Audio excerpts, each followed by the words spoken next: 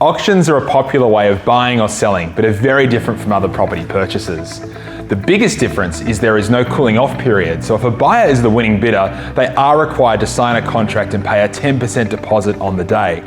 Therefore, it is extremely important for a buyer to be absolutely certain they can afford the property before they bid, as they are at risk of losing their 10% deposit if they do not proceed with the purchase. Here are some tips to consider before purchasing at auction. It is extremely important that buyers arrange a pre-approval for home loan finance prior to an auction, so they know the maximum amount they can afford to bid and any conditions the lender would require them to meet for finance. Buyers should have all inspections completed, such as pest and building, prior to attending the auction, so both the buyer and lender are aware of any issues. Obtaining a valuation prior to the auction should be considered, as it stops buyers getting carried away and bidding more than the property is actually worth. If a buyer pays more for a property than the bank values it at, the buyer will be liable for the difference.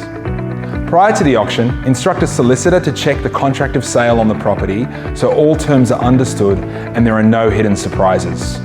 Before auction day, buyers need to ensure they have funds available to pay the deposit should their bid be successful.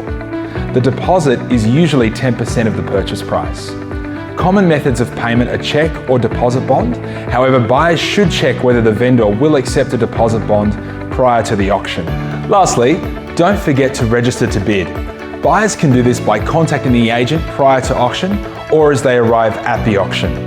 Working with your trusted mortgage professional will help you to be prepared and confident for auction day.